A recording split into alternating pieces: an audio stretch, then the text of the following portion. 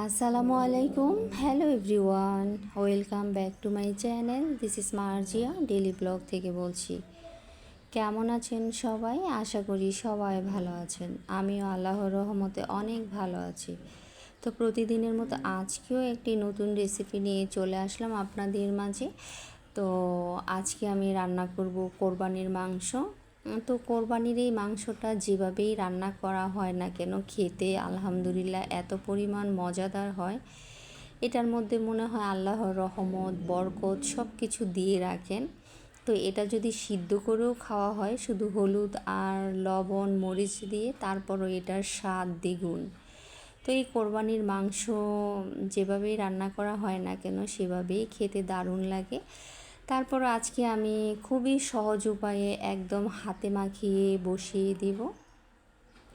তো আমি এখানে 10 কেজি গরু মাংস নিয়েছি। তারপরে নিয়ে নিলাম পরিমাণ মতো কুচানো পেঁয়াজ, তার সাথে নিয়ে নিলাম এলাচ, দারচিনি, লবঙ্গ, তেজপাতা। তো এখানে আমি আদা বাটা, রসুন বাটা, তারপরে হচ্ছে গিয়ে আর একটা মশলা করে রেখেছিলাম। এখানে জয়ফল, জয়িত্রী, পোস্তদানা, হলুদ, মরিচ, ধনিয়ার গুঁড়া, জিরার ফাঁকি আর হচ্ছে সব কিছু দিয়ে একদম ভালোভাবে মশলাটাকে এখানে পাটায় পিষে নিয়েছি। সব ধরনের মশলা আমি দিয়ে একবারে পিষে নিয়েছি। এইভাবে কিন্তু খুবই মজা লাগে পাটায় পেষানো মশলাটা। তো আমি তো এটা মেখে চেখে খুব সুন্দর করে এখানে দিয়ে দিলাম। তারপরে আমি দিয়ে দিলাম পরিমাণ মতো টক দই। তো টক দইটা দেওয়ার পরে হচ্ছে গিয়ে আমি এখানে দিয়ে দিলাম পরিমাণ মতো সয়াবিন তেল। সয়াবিন তেল দেওয়ার পরে আমি দিয়ে দিলাম একটুখানি পেঁয়াজের বাটা। তো সব কিছু দিয়ে তারপরে আমার কাছে মনে হলো লবণ দিইনি, তারপরে আমি পরিমাণ মতো লবণ দিয়ে এটাকে খুব ভালো করে হাতে মাখিয়ে নিলাম।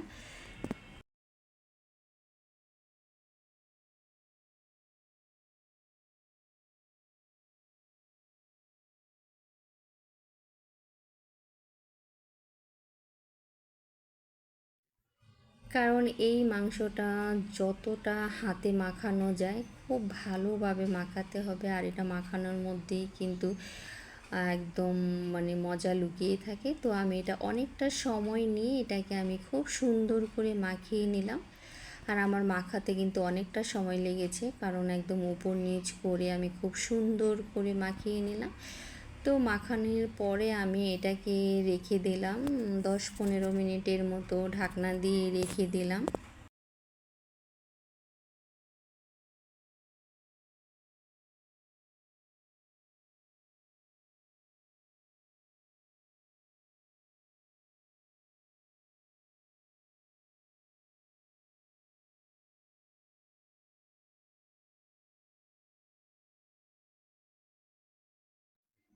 তো 10 মিনিটের পরে আমি এটা চুলায় বসিয়ে দিলাম একটা ঢাকনা দিয়ে।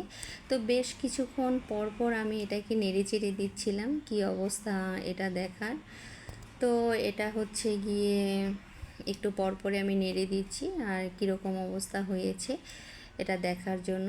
তো নাড়াচাড়া করতে করতে হচ্ছে গিয়ে আস্তে আস্তে পানি শুকিয়ে আসছে। তো আমি এখানে হাত ধুয়ে একটু অফ ক্যামেরাতে পানি দিয়ে দিয়েছিলাম, কারণ গরু মাংস যখন আমি খুব ভালোভাবে ধুয়ে জড়িয়ে রেখেছি তারপরও পানি ছিল।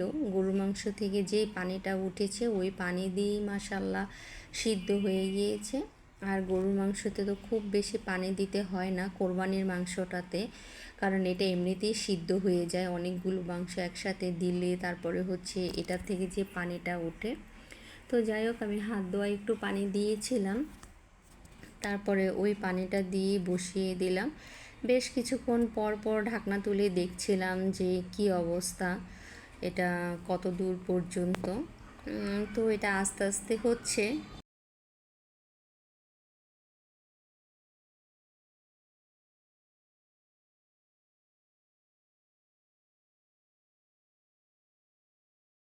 তো মাশাল্লাহ খেতে খুবই মজা হয়েছিল, কারণ হাতে মাখিয়ে গরুর মাংস কিন্তু দারুণ চমৎকার লাগে।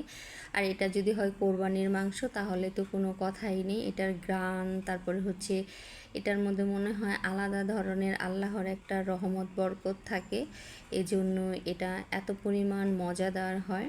তো যাই হোক, নাড়াচাড়া করতে করতে প্রায় 2 ঘন্টার পরেই গরু মাংসটা হয়ে গিয়েছিল। আমি 2 ঘন্টা পর্যন্তই এটা বসিয়ে রেখেছিলাম চুলার মধ্যে।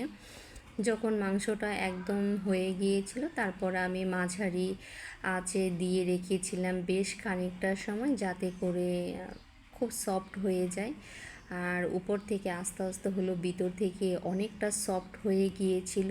এত মজাদার একটা গরু মাংস।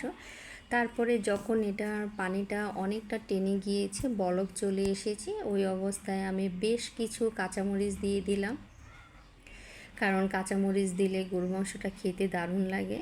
তো আমি এখানে অনেকগুলো কাঁচামরিচ দিয়েছি, দিয়ে আবার নেড়েচেড়ে আমি ঢাকনা দিয়ে ঢেকে দিলাম বেশ কিছু সময়ের জন্যে।